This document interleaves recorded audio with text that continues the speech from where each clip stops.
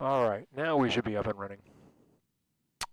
We were trying to stream in an unsupported color codec, or our codec did not support our color bits, or our bits weren't coded. I really don't know. Leg 7 of the Utah Alphabet Challenge, a modification. We're going from Happy Canyon, down in the middle of the canyons of Utah, up to, let's take these things off, which we had put up there to re-evaluate.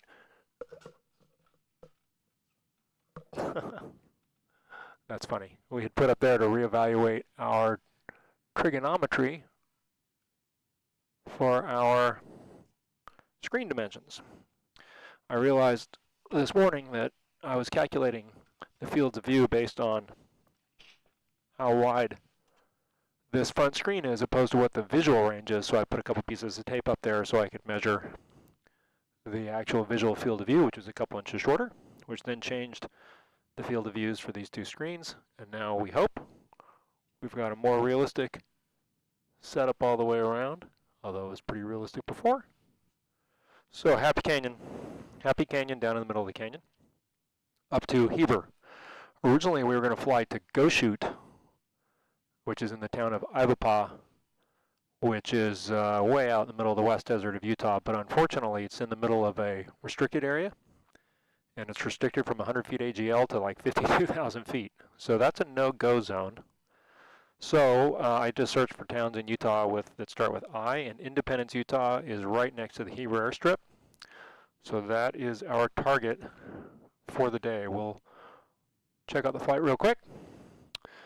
So, Happy Canyon. We'll basically fly straight out of the canyon. We're going to see if we can get the Cirrus SR-22 out of this short strip. It's going to be very tight. We might simulate crashing through a bunch of bushes. Basically north-northwest, up over the top of Huntington, just south of Price, or west of Price. We'll be on the other side of these set of the Wasatch Plateau, up next to Strawberry Reservoir, and then on the east side of the Wasatch down into Heber. Heber's a neat little town and a neat little airstrip. So that's the plan. It should be about an hour in the SR-22. If we really wanted to brief the flight, we could do that.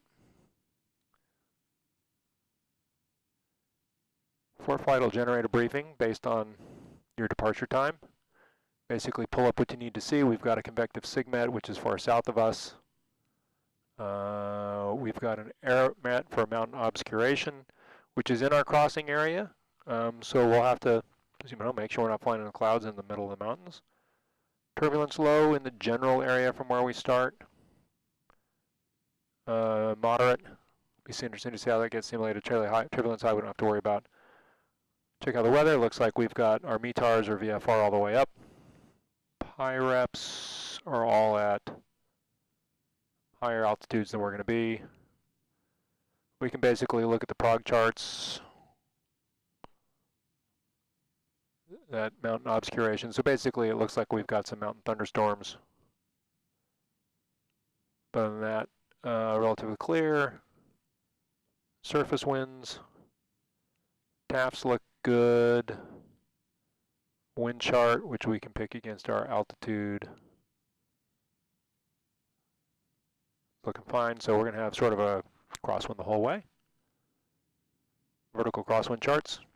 A little more of a headwind when we get up there, but we'll see. Well, that's way up at flight. Yeah, we'll be up at about 10,000 feet, so it's worth keeping an eye on. Winds aloft table, 10,000. Yeah, so we're going to have 227, so basically a west crosswind the whole way up. And then NOTAMs, and there's a billion NOTAMs. We're looking for anything en route. Important navigation NOTAMs we have to worry about. Alternate runways, really not much for us to see here. Airspace, this is where we'd look to see if maybe a MOA was going to be active.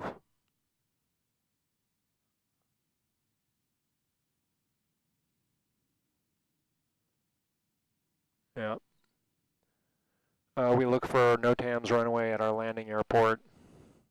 We don't have any. Other NOTAMs. It's always good to brief a real flight. you might as well be as smart as you can. You don't want to get someplace and realize the runway's closed or a taxiway isn't where you think it is. But sometimes there's just millions, especially the air traffic control NOTAMs. There's all kinds of stuff that, for the most part, we don't really need to worry about very much. So anyway, worth to do, fun to do, interesting to see, keeps you sharp. But basically, this is the route. So looks like we might have some rain along the way. We can put clouds on here as well and pick a cloud altitude, 10,000 feet. And we don't have anything at 10,000 feet. So they're mostly higher than us, so we should be okay, but clouds up at 18. So we'll see. Part of the fun of doing this is trying to do it sort of by the book. So chat's up and running, we're loaded up, and now we'll get ready to go.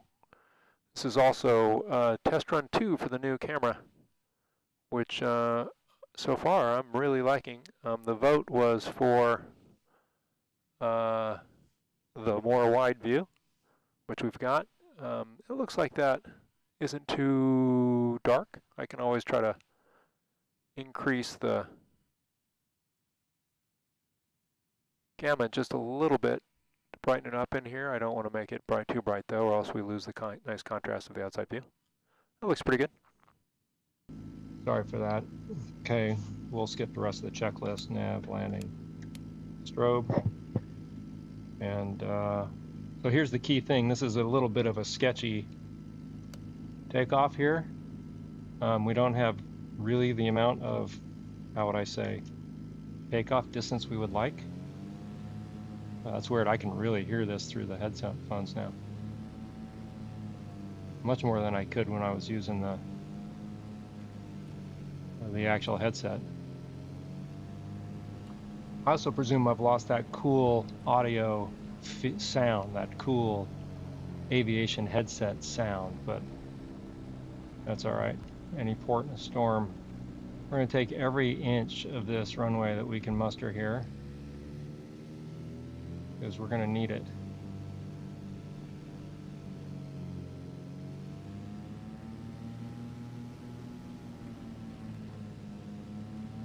We should be able to pivot this almost on a 360 if it's like the real Cirrus.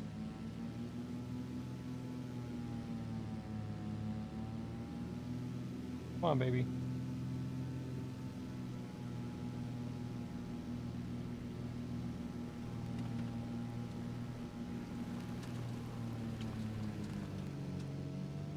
Not liking that at all.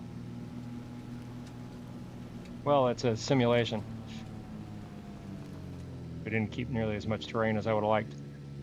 Okay, just checking this out.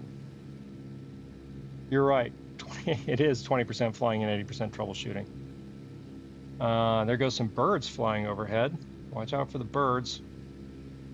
Okay, flaps 50, lights are on, green across the board, instruments as we expect. We're gonna rotate before, hopefully we don't have a bird strike here. That would be classic. We're going to rotate before VX. So everybody hold on to your shorts. Keep that left wing tipped down a little bit because we got a crosswind.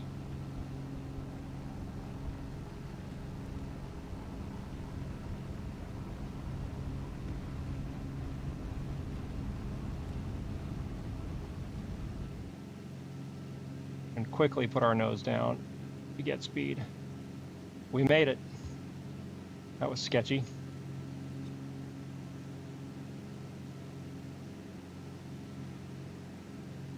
But we made it. Got that going for us, you know, which is nice. Flaps up.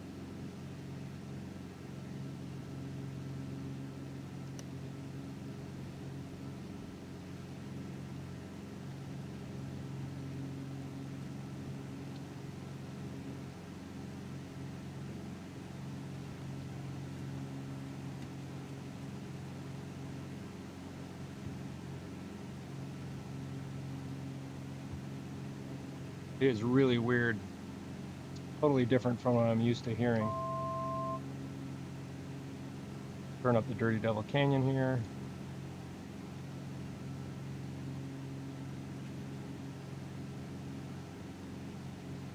But as long as it sounds okay to you guys, that's what matters.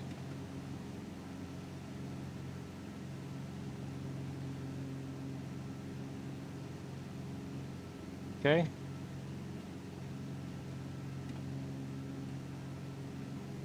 Like we're going to clear this terrain. We made it out of there in one piece. There's no weather by here to get, but Hanksville's coming up. We'll see if we can pick up its AWOS 120.0.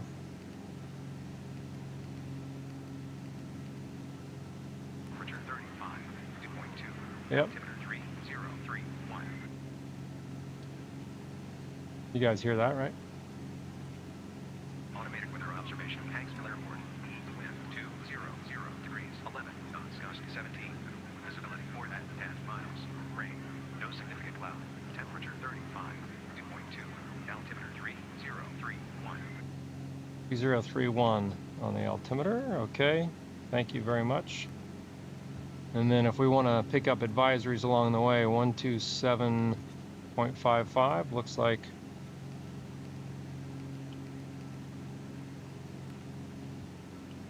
the local Denver Hanksville frequency. Get ourselves trimmed here. All right, good. Thanks. I'm sorry you guys had to watch that. That's not what I try to do here on this channel. I want you guys to have really cool, interesting, fun, and learning experiences, not watch some guy troubleshoot his Windows installation. But it's clearly something about that Flight Sounds X Duo that it was not liking taking the audio output, because another headset worked just fine. This is a Bluetooth headset. I should have plenty of juice. Sounds so different though. It's really sort of disorienting. Okay, we're trimmed in here pretty good. Things are performing pretty well. Let's see if we can pick up code. We're going to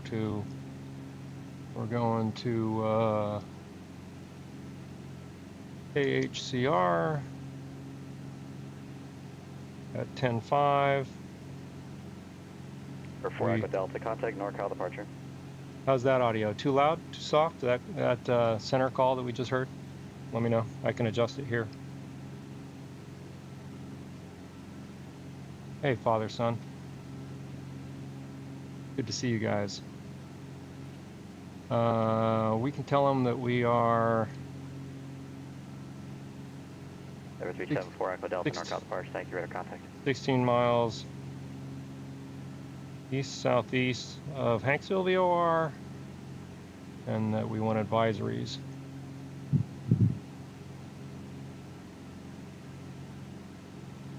Denver Center, Cirrus 15 Julie Golf, VFR request.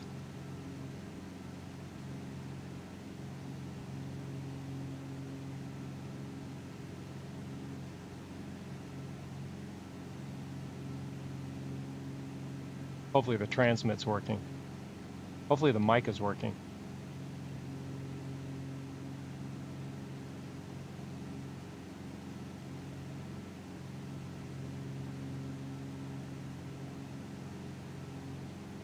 Check 1, 2. Mic volume is 0. Check 1, 2. Okay. Mic volume is 0. Another challenge. Let's let auto fly the plane. Let's bug ourselves up to 10.5.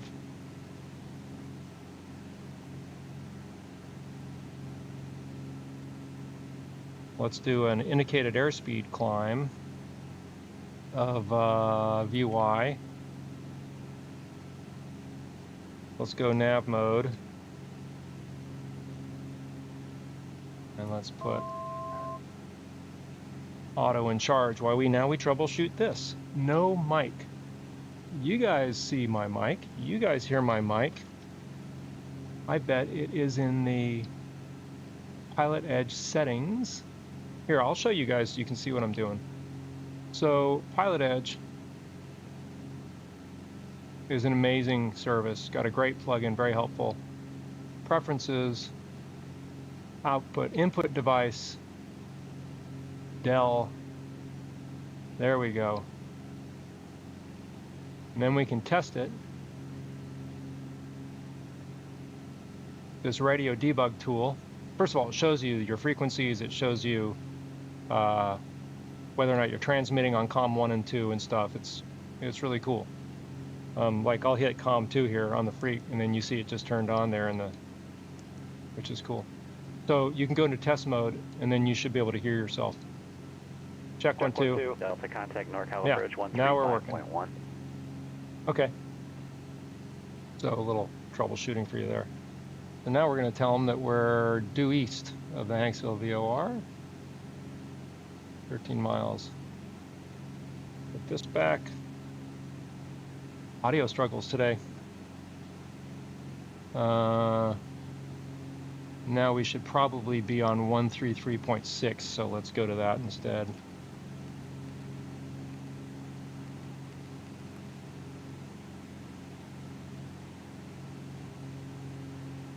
Lake Center, Cirrus 15 Juliet Golf, VFR request.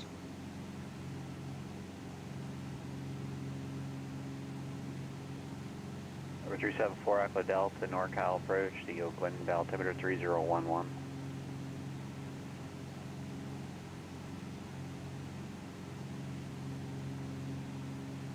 Number 15 Juliet Golf, Salt Lake City Center, squawk 0444.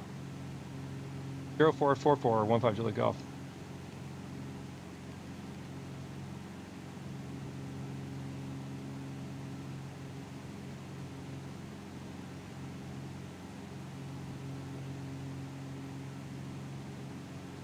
Tell them I type where we're going and our altitude.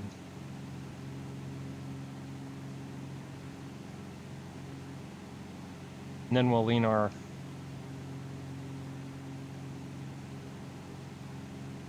engine because we're into cruise.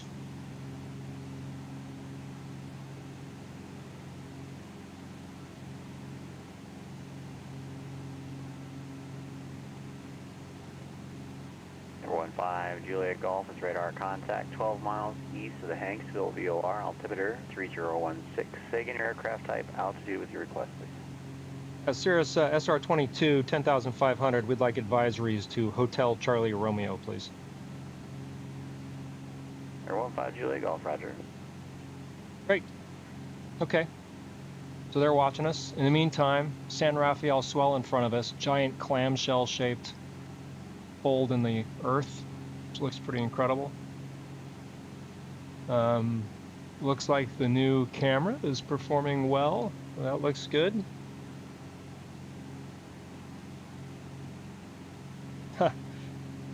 JT, you're very kind. That was a mess. So now I got to troubleshoot. This Flight Sims Duo is a great piece because it really acts like an intercom. You can put an actual airplane intercom in a simulator without a lot of difficulty. But I like this because it's got 2 stations, and so if I'm in here with a buddy or one of my kids, we can talk to each other, be able to monitor each other. And the other thing that's nice about it is it's got that headset sound. It's basically functions as an actual intercom. So I'm not quite sure. It was not receiving the input from the sim. I bet it's the kind of thing where I just reboot and it works, but I didn't want to take time to reboot. Just buy a Cessna. Yeah, there you go. I have a lot of great memories in a Cessna. I certified for my pilot and my private in a Cessna 619er 25. And one of my favorite photographs is me flying home from that check ride. I was coming back from Venice, Florida, where I did that check ride, and was coming over. You've got me on nav here, not heading, right? Oh, I've got us on nav because we don't have a flight plan, so we're just flying in heading mode right now. That would help. That's a big miss.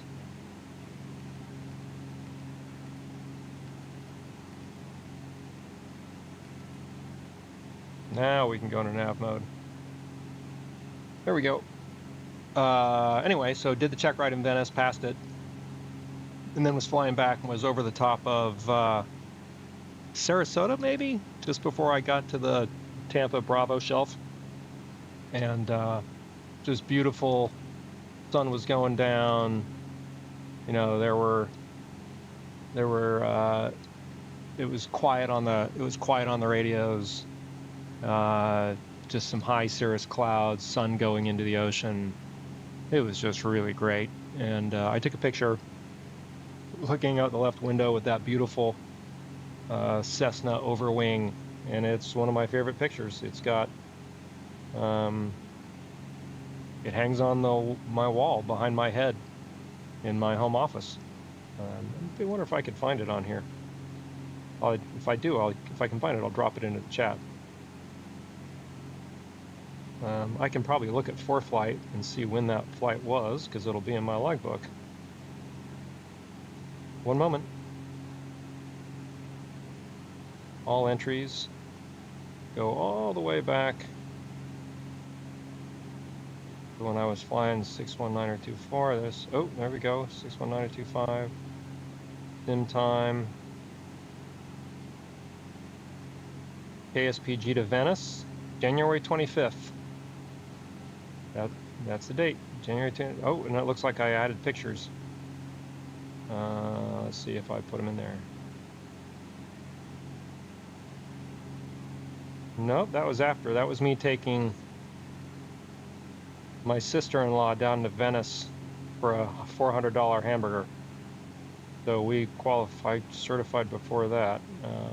2 days back-to-back Venice hops. There's a Venice hop where I flew down on the 15th, 1.2 hours on the 16th, and then another 1.3 coming back. That would be the check ride.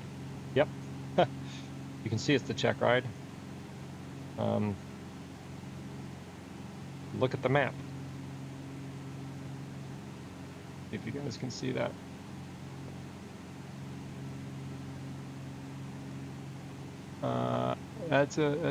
That's a pretty normal check ride look right there. So it would have been on the way back from that.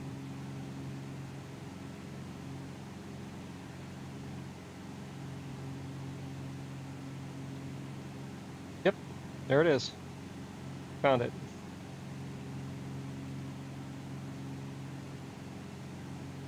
Show you guys. Cirrus 5 Juliet Golf, contact Salt Lake City Center 125.57. 2557 15 Juliet Golf. KLM 2753, Denver landing south, descend via the AL4 arrival. There you go. Lake Center, Cirrus 15 Juliet Golf, checking in 10,500.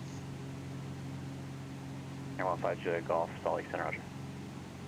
Anyway, how magical is that? KLM 2753, Denver Center.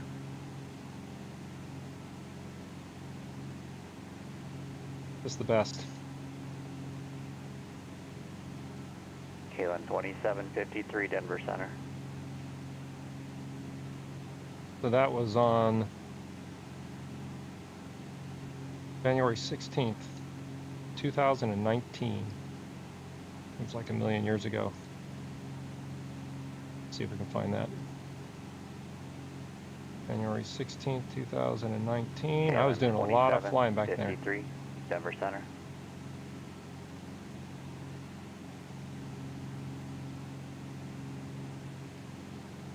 Yep, there it is.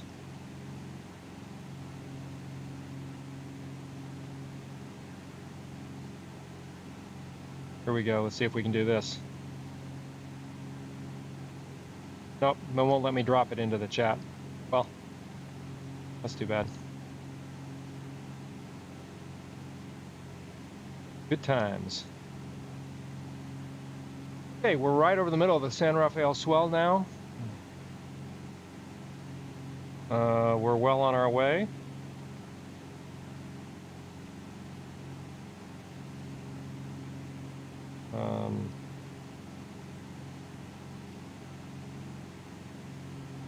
We're still streaming, right?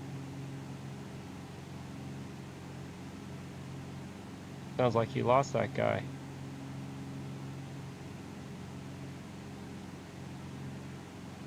Yep. D152 is what you certified in, father, son? Yeah. That's a neat airplane. 152 is a really cool airplane. And yeah, did I, the airplane that I fly in, did it have a, I think it had a GNS 430 in it. I had a 430 in here for a long time, back when I had it set up as a Cessna. Back altitude up here. We're doing fine.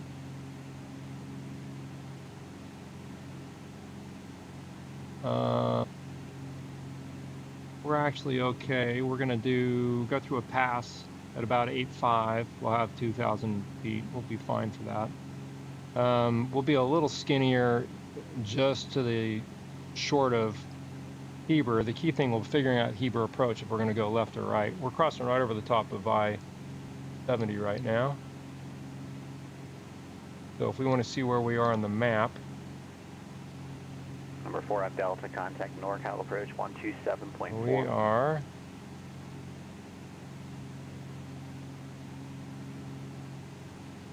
about right. Turn off those clouds and turn on radar instead. We are about right here. There's I-70. You know, it's interesting, it's got weather, but we don't here in the sim.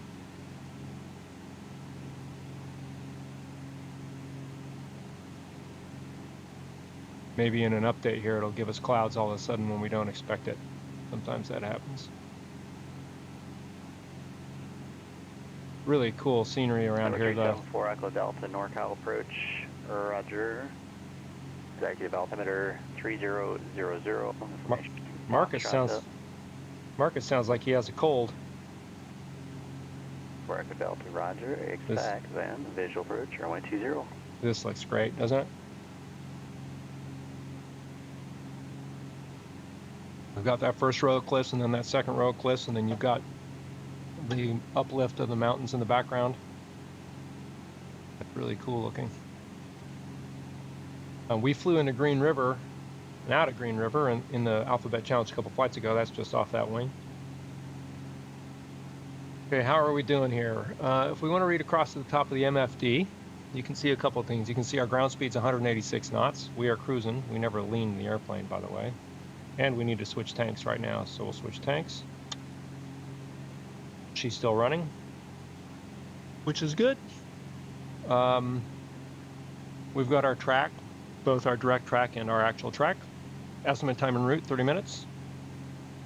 It's not giving us a fuel estimate.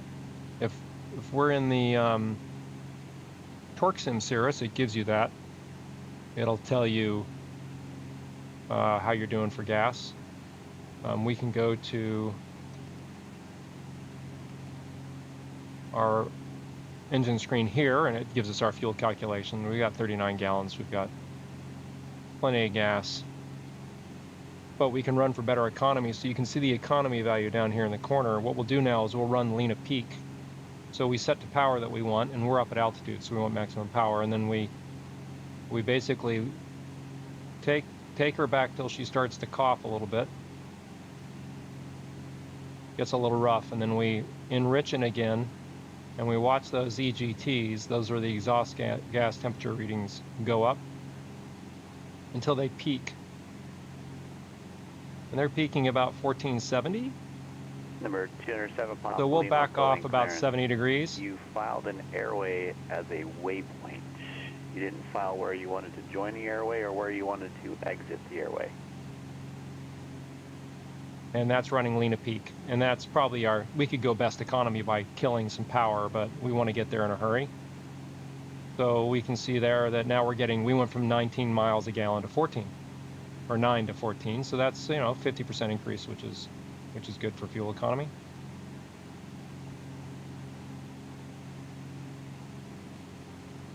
And what else in the GPS here? So waypoint screen, so you can get information about where you're going. So you need to tell it what waypoint you want to be at, but we'll tell it that we're going to KHCR. And it gives you your information. In fact, you can even click through here and pick different, if it had more than one runway, we could cycle through them. And then actually, if you click on one of those, it'll load it into the standby frequency of your radio, so you don't have to type in the frequency.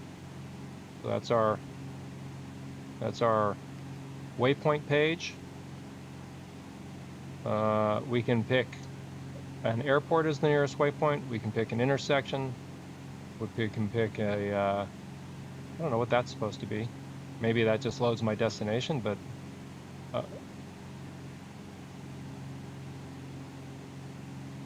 and then use your waypoints. You can add a VOR if you wanted.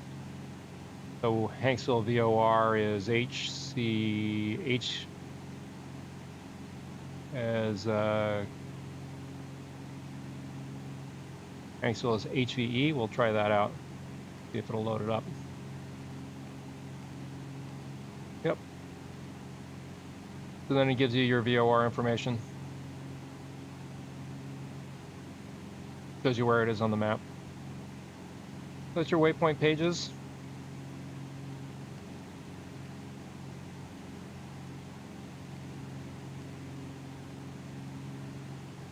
On nav screen, you've got our general moving map. Number 4 Echo Delta, turn right, heading 020, descend to maintain 3000. And pretty soon here, KLM 2753, approaching top of descent in 12 miles. turn that volume down for us a second. KLM 2753, Denver Center, how do you hear me? We can declutter this. We can add topo information. We can add terrain. We can add airways, low and high. We can turn on NextRad when they ship their weather radar, which is in the next update. We'll be able to do that, which will be nice. Turn traffic on or off. Well, obviously, we want traffic on. That's our nav screen. This here is a traffic map.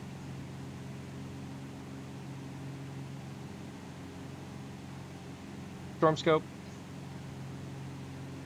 Weather data link. Nothing to go there. But, you know, XM lightning, METARs, wind differential at different altitudes. It actually gives us the winds, which is kind of cool. So we can look at 12,000. 207, Pop Lima, Boeing clearance. It'll be full route. Stand by. Cloud tops. KLM 2753, how's your beat? KLM So, 2753, that's cool. Denver Center, how do you hear me? NextRad, we got nothing. METARs, we got nothing, at least not that I can see. But maybe one day. Then COSB, this is basically your terrain. That's our nav screen, our waypoint screen. The OG screen is just bits and giggles. But in the real world, you would check this out and you would do every once in a while a RAIM compute to make sure that you had accurate incoming information. This will simulate that. And then the last screen is nearest. So nearest airports, nearest intersections, NDBs, VORs. This is when something happens and you need to land fast. You go to nearest and you basically go direct, and then you've got a route to your nearest airport. Lima, Boeing clearance cleared to the Moses Lake Airport, Grant County. So there you go. There's a little tour of the Nirvana 1 departure. the MFD for you. Radar vector, SAMP, Victor Alpha, Mike Papa Sierra. Yeah, do you like it, Nate? I think the camera looks really good. 2908. Bander, Bravo, Alpha, November. Ian, that's nice of you to say. It was fun flying in the real world, I can tell you that. Tango, I miss it. 268 Airway. Moses Lake VOR. Okay, we are coming up Hotel. over Huntington and Price. This is this valley here. Maintain 2000. Price is over here. 9,000. This is Huntington, Utah. There's a little airstrip right here. Departure. On the charts. 0.4. We zoom in. 3765. Should be able to see it. Oh, Huntington's not on the charts. Looks like a flight, an airport design challenge for somebody to get that into the sim. 69 Victor, Huntington Municipal. In the sim, not in the database. I might need to update my database. All right, we're doing good. KLM 2753, how do you read? This guy is, Number 297, Lima, read back correct. guys, KLM 273, Denver Center, how do you hear me? Marcus is being patient with these guys. Loud and These are clear. I have been really trying good. to reach you. I am ready for descent. Yeah, I've been trying to reach you as well. KLM 2753, descend via the AL4 arrival, Denver's landing south, altimeter 3025. Descend via the AL4 arrival, landing south, altimeter 3025, KLM 2753. Just so you're aware, I could hear all of your previous calls as well, and everyone was answered. Roger, I could not hear you, but you know. Well, they got that worked out, which is nice. I have to say, I have really been liking streaming again. No, Scott, I didn't. I'm stopped flying. I can tell you about that here in a second. I stopped flying for a variety of reasons, all good ones. And to help replace some of that hobby and that itch and the things I liked about flying, we ended up Delta, descend and maintain 2000. We ended up getting a sailboat and sailing. Let me know if the ATC is too loud. You guys can't hear me over the top of it, will you? Tampa, you know, we'd think summer's the perfect time for sailing in Florida. Summer is not when you want to sail in Florida. It's hotter than hell. The boats don't have air conditioning, so staying on the anchor is uncomfortable, and there's pop-up thunderstorms every day. It makes it very unpredictable. So, you know, you go out expecting a nice day, and then you get into a big blow, and it's just kind of better to work on the boat, keep in good shape, get projects done, wait for the weather to cool, and the rest. So I was saying to my wife, you know, it'd be fun to start swimming again because it gives me some of that hobby action when I'm not working on the boat or we're not out trying to sail the boat. In terms of the story of how I'm not flying anymore, yeah, so I guess it was 4 years ago. Came out of COVID, started getting back into it again. My instructor, who's a good friend, stopped working at the school that I was at. I was instrument rated at that time and was about halfway to my commercial. So we were building the commercial time, and I was doing a lot of flights around here, some alone, some with buddies, had some great experiences. And then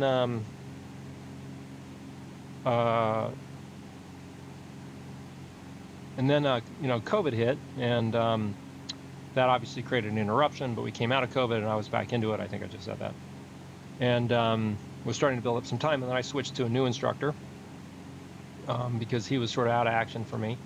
She's really great, it's platinum certified Cirrus instructor, and I switched airframes. I went from a G3 generation 3. Turn left heading 300. I went from like a generation 3 SR-20 to a generation 5 or generation 6 SR-22, which is a pretty big leap in terms of performance.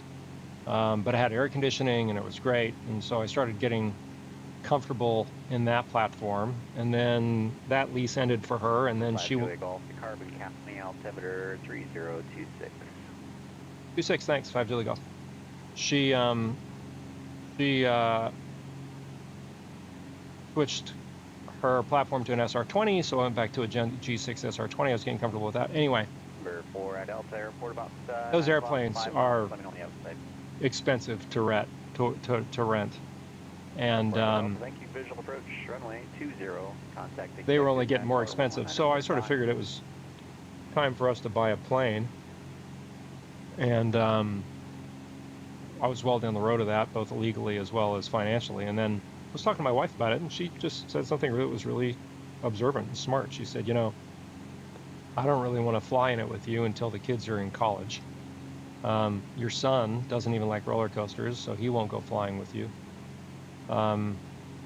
Your daughter, I know I wouldn't take her up because she was too little to pull the chute, and the main reason I flew a Cirrus was because of the airframe parachute. So it needs like 45, 50 pounds of force to pop it, and I just knew she could hang on it and probably not do it, especially if I have had an aneurysm and she's panicking. So 374 Echo Delta, Executive Tower, wind, variable 5. so she just said, like, this seems like Control. a very expensive, you know, family decision for basically something that one person's going to use. And I couldn't argue with that.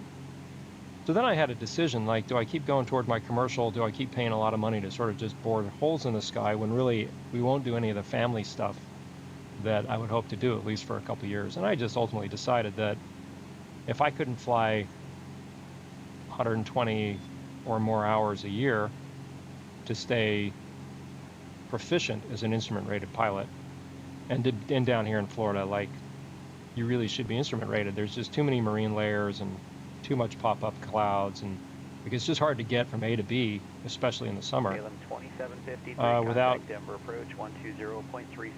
without punching through a cloud. So, you know, I mean, it's like they say that when you get your private pilot license, it's a license to learn, and when you get an instrument rating, it's a license to kill yourself. So I don't take that stuff lightly, and just ultimately decided that I would just not fly. That rather than either just, you know, go all in and not build any equity or not have ownership, or fly more intermittently, I just rather would just not do it. And that doesn't mean I won't go back to it one day, like when the kids are in college and circumstances change. So anyway, I just decided to give it up, and it was bitter, but at the same time, like, I've really enjoyed learning to sail. Like, we've got a great boat. It's a older used Catalina, and it's just right for us, and I love working on it. Like, one of the things that's great about boats is you can do things to them. Like, you can't do a damn thing to an air. You can't put a cup holder into an SR-22 without calling it some kind of an airframe modification. So, you know, you can put your hole in your boat and sink it as far as the government's concerned, and it's nobody's business but yours. So that's been fun, and I've liked it, and I've liked, you know, it's different. Like, this is my passion. Like, I haven't built a simulator of my sailboat in my house. But this has brought some of it back, and the procedure, the radio work, which I really like, planning flights, the visuals, the sense of, like, what I loved about flying was the sense of having a mission and going someplace and having to engage in a set of technical information that was relatively sophisticated that I might have that is sort of like a private language. And the decision making, and, you know, you learn a lot of yourself. Like, do you make good calls? Do you make bad calls? Do you do things in the sim that you wouldn't do in the real world? Like, that's all part of this that I think is valuable, and is more valuable than just, you know, being a guy who's sitting in a closet staring at some screens, which is sometimes what I feel like I'm doing. So I decided to try streaming again a little bit just to see how I felt about it. And I've liked it. Like, I haven't moved forward with keeping the website up to date. Like, I'm not trying to, I actually wrote a pretty good book about building a flight simulator, which I would give to people who might reach out and ask if I had something like that. I never sold it. It's certainly out of date in a lot of ways now. 3025, expect ILS, runway. I'll make sure I don't lose Marcus here on the radio. I turned the volume down.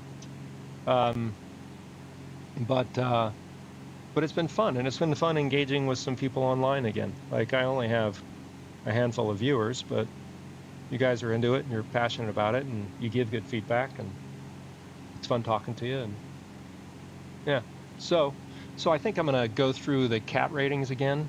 How far out are we here? We got to start planning our descent here pretty soon. We're 15 minutes? Yeah, okay. So I think I'm going to go through the cat ratings again on PilotEdge, probably video stream them all, and then I'm going to go through the, there's Scofield Reservoir, there's some good fishing over there. And then I'm going to go through the I ratings again and sort of knock the rust off my instrument practice and start shooting procedures and approaches and stuff again. Okay, so going into Heber Valley. Heber Valley is 2753 heavy contact, Denver approach 123.85. 5,600 feet. So we got to lose 5,000 feet. We can go ahead and plan a VNAV. Do that. So I'm going to tell it that I want to be at. 2753 heavy contact, Denver approach 123.85. I want to be at pattern altitude, which is 6,600.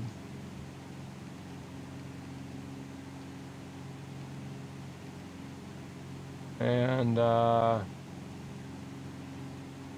I'm going to want a VNAV descent, so I'm going to go ahead and put VNAV in my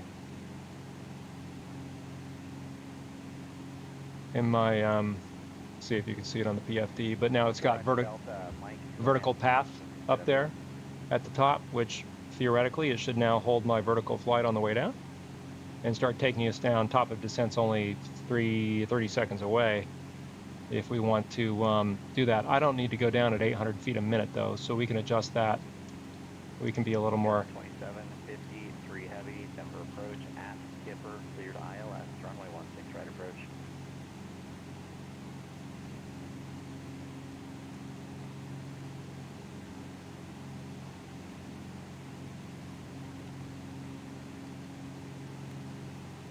So, and then it should give us top of descent on the, yeah, you can see it coming up on the display there. Center, Pilatus 215, Whiskey Mike. So 500 feet a minute. We should descend about, should take us about, Whiskey Mike, Oakland Center should be flight level 280. Flight level 280. back to listen to Marcus. Yeah, so it's 60, it's 5,600. We want to be at 6,600. So we got about 4,000 feet of altitude to lose. That's about 8 minutes of flight time. So it calculates the top of descent for us and take us down. We got to pay attention to some terrain though, which is the next wrinkle in this.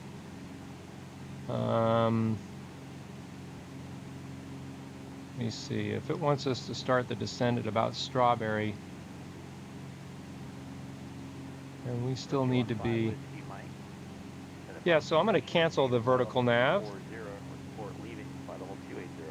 because at the end of the day, we don't want to descend when we're coming up over that terrain. So I'll show you on the chart here what the plan is going to be. So we're right now about here, just coming right over the top of Spanish Fork Canyon. You can see that out the right window if I kill the ForeFlight. So that's what that is. So if we're right over the top of Spanish Fork Canyon, we have to keep altitude here because we're going to be coming over this set of terrain here. Now what I could do, and it's probably smarter, is rather than fly over that, which is a little sketchy, I could move over and come up over Strawberry and then fly that canyon. That certainly gives us more options if we were to lose the motor. Here, I think if I click that, it gives me an altitude. Does it give me an altitude for that? I can't quite see it. No, it gives me a distance. But you can guess that it's about 8,000 feet there. So, and if we go up this pass here, we stay about 8,000 feet. So this just gives us more landing options. The fact of the matter is when we come over here, then we'd probably be making a teardrop into Heber. So we want to keep some altitude anyway. I'll probably take it straight over the mountains and then we'll come down over Wallsburg. Juliet Golf, Heber Valley, altimeter 3024. 24, thanks, 15 Julie Golf. We'll come over, I think we'll come over the top just for the scenery. Real world, I would come up this most likely. And then we'll come over Wallsburg, and then if the winds are right, we'll come in, then we'll make a, we'll make basically a direct approach into Heber Valley. We'll come in over the reservoir. So we'll see how that looks here. Heber Valley's weather is is 124825. So let's put that on comms 2, 124825. And we'll start monitoring comm 2, see when we can pick that up. Right now, it's saying that they are 230 at 6, and the runway there is 0422.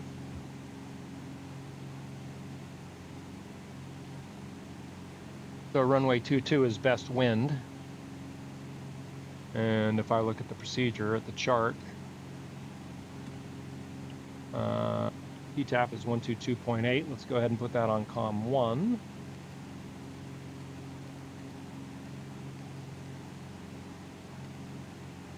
And traffic volume coming in on 22.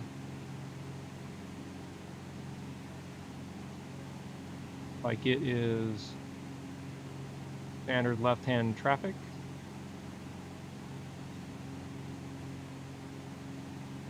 So we'll come in. Maybe that makes me I do want to come up over Strawberry Reservoir. Okay, change of plans. Heading mode. We're going to turn this way real fast.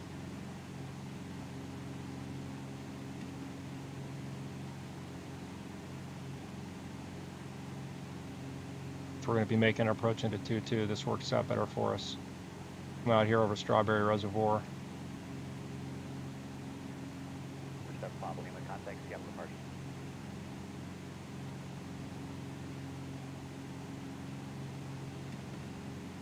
Yeah, I like that.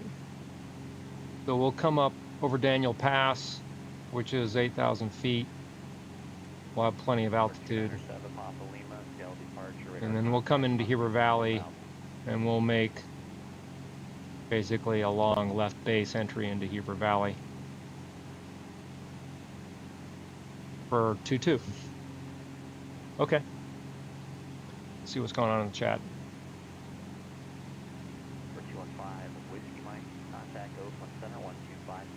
Yeah, so Father Son says in the chat that he thought the PilotEdge VFR FR challenges are great training tools. That he learned a lot that he didn't even know after getting his ratings. I agree.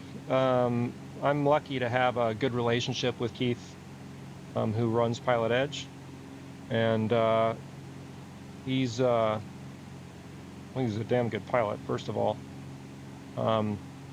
But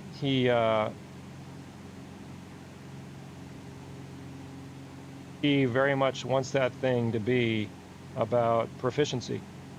And as far as I can tell, every decision he makes in terms of how he runs it and what he does with it is about proficiency for the people using it.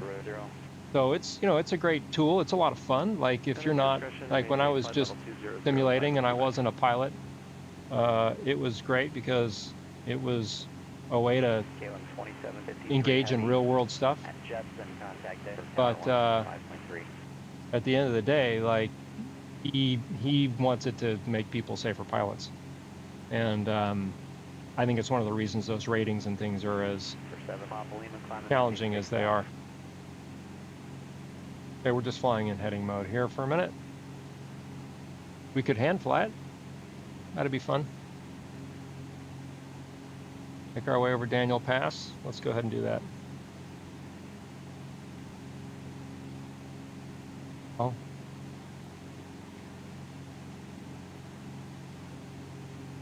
My autopilot disco switch isn't working. Well, there's another one right there.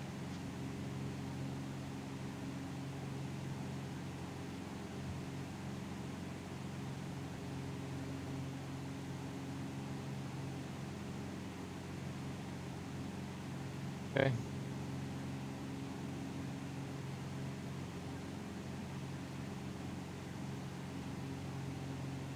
Pass. Basically, Heber Valley is right over this hill, and then we can start to descend, bleed off some altitude, and make our way in. Again, it's left-hand traffic, so we'll maybe go in, come around, come this way, enter on the 45, and then make for a left entry into 2-2. We'll see what we get on the weather, though. I haven't picked up its weather yet.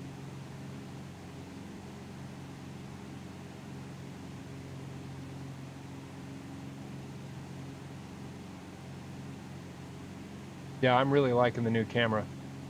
I gotta say, it's like a whole new world. Now, I'm gonna test one more. It gets here next week sometime. We'll tell. Oh, there it is.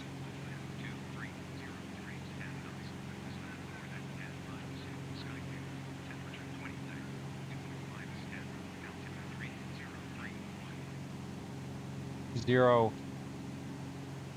1, 1, a little here, hard to hear. Automated weather observation, Heber Municipal Bus McDonald Field. Wind 230 degrees 10 knots. Visibility 415 Julia Golf, I've got no traffic observed between you and Heber Valley Airport. With that, radar services are terminated. Squawk and maintain VFR and pre-exchange crew. I'm going. Okay, going to VFR. Thanks for your help. 15 Julie Golf. Okay, we'll listen to that one more time. Wind 230 degrees 10 knots. Visibility 4 at 10 miles. Also switch over to the Unicom. 20 dew point minus 10. Altimeter 3031. 3031. Okay. Automated weather observation, Heber Municipal Bus McDonald Field. Wind 230 degrees 10 knots. Visibility 4 at 10 miles. Sky clear. Temperature 20. Dew point minus 10. Altimeter 3031. Okay. Heber Valley. That's what's in front of us. Observation, Heber Municipal Bus McDonald. Okay, let's get ready to run our descent checklist here. Make sure we're going to have full rich here. Stage our power. We can start slowing down. We don't need to come barreling in here at 150 knots. We can start to lose a little altitude here.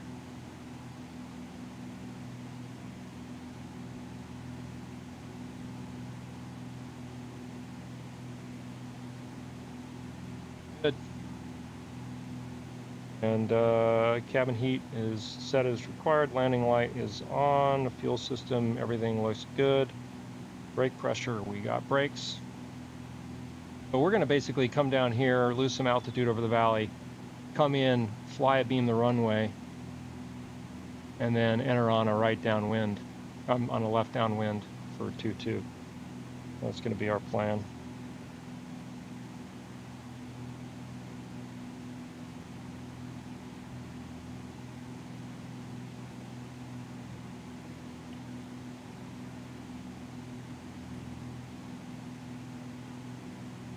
See the Uinta Mountains in the distance.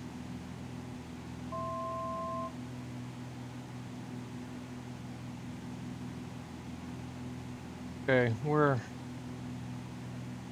5 miles out now, so Heber Valley Cirrus 15 Zulu Golf is 5 miles east-southeast, 10,000. We're going to descend across the valley and then come in for a 45 entry into 2-2 on the left downwind. Heber. There's the airport right there. So now we can really start to slow her down.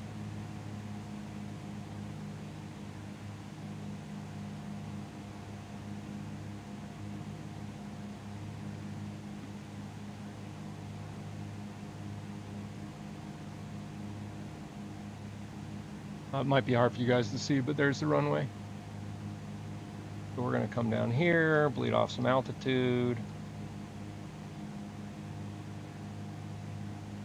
Plug our new altitude, which is going to be 6,600.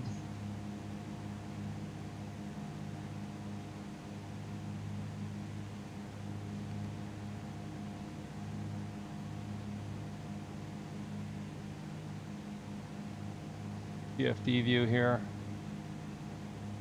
We're dropping like a stone. Come back this way so we don't lose too much terrain. That's too much terrain.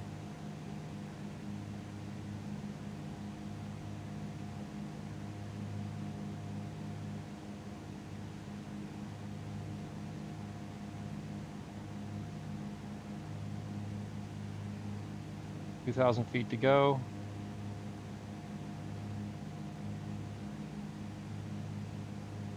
Should be plenty good to come across to the airport now.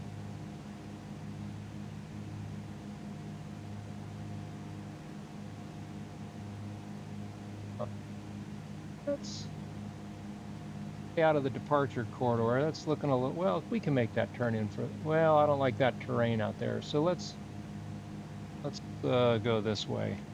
Come around. Well, we're gonna have to make that teardrop anyway, so okay. We've got room.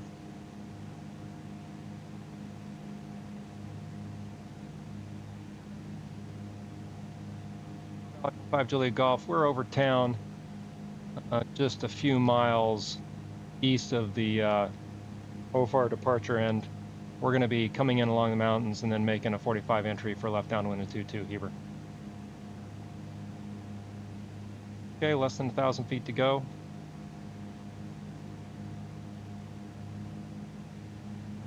Got no traffic.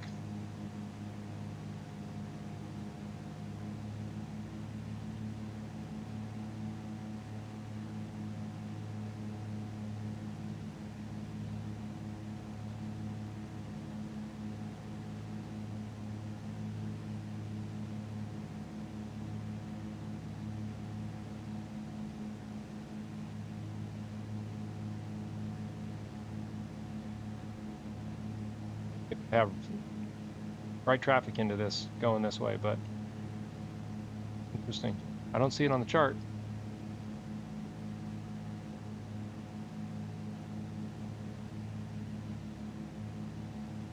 They coming to 66. Our pattern altitude.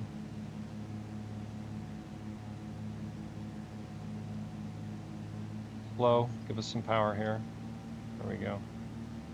Gonna be right about 90 knots. One thing about the Laminar's SR-22 is when you cut the power, it drops like a rock.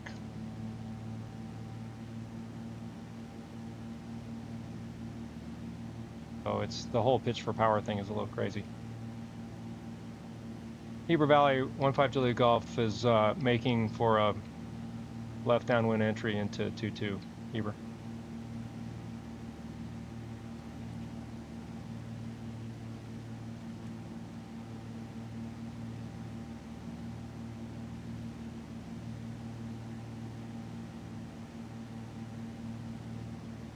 Airport.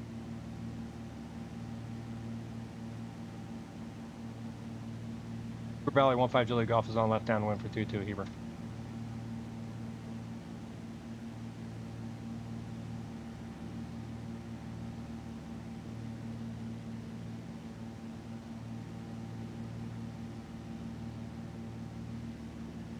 Okay. Power, flaps.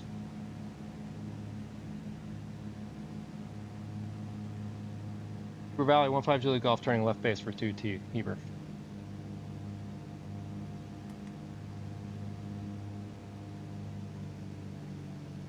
Yeah, it's the pitch power on this thing is some kind of crazy wackadoo.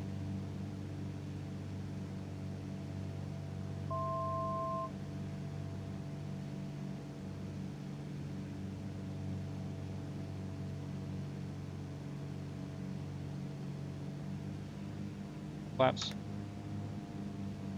Feel like we're so slow.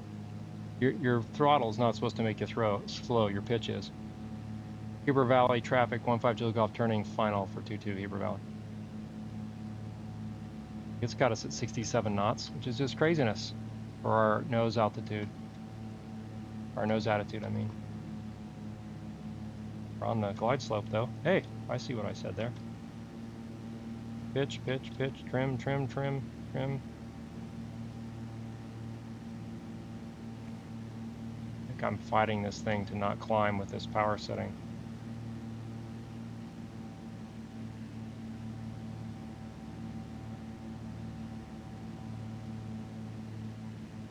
Speed.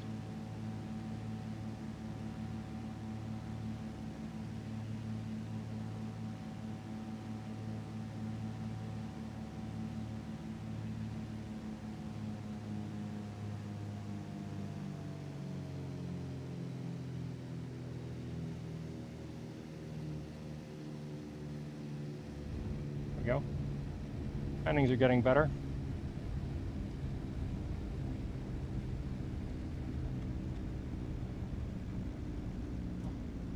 So you take your foot off the rudders. There we go.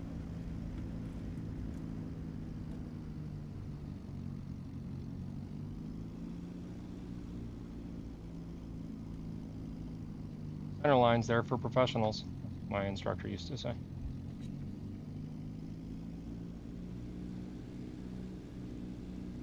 Okay, well, after headset problems, that was a pretty smooth flight. Nobody coming that way. Heber Valley traffic 15 Julia Golf is clear of 22 taxiing to the ramp. Heber.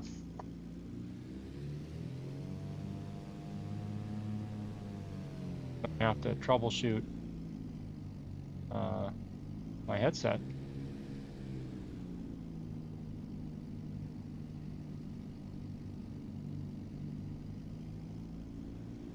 So this was the next leg of the Utah Alphabet Challenge. After this, I got to see, we're supposed to be out at Ibapah, out in the middle of nowhere.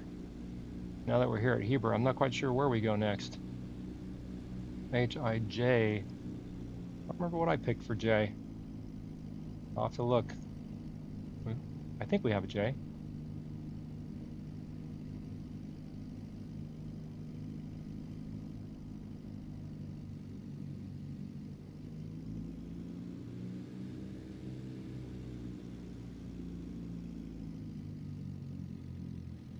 Okay, after landing, ground clear and monitor power level 1,000 METO up. Look and make sure that happens. Yep. Boy, she sounds rough in these headsets. METO heat is off, that's all off. Landing strobe. She comes off that way. Avionics. You and there you go. Parking brake. Stay parking. Parking keys. Okay, well that was fun. Hope you guys liked watching that. Left the MFD display on the whole time at the ending there, the PFD. Hope that was okay. I look forward to seeing how the camera looks. Is your side stick a is that a side stick? Your Yoko Stoke? No, this is a Cirrus SR-22 side stick from Noble Flight Simulation. They make Cirrus simulation products. I got it instead of the RealSimGear because the RealSimGear doesn't fit into the space here because in part because it's a force feedback yoke. This over here is a Thrustmaster. I want to try to see if I can get a hold of Noble Flight and see if they can sell me another one of these that I can reverse the handle on and have it be left-handed, right-handed. But I don't know that that's something that they will do. So, I mean, the fact of the matter is you could fly it like this. It's not terribly uncomfortable. But they're also pricey, so it's not anything I'm eager to get anytime soon. Okay, thanks for watching. I'll see you in the next stream. I'll probably try to do one this weekend, and then I'm going to be gone, busy and not able to do this stuff for a little while. But this was fun to do while we can.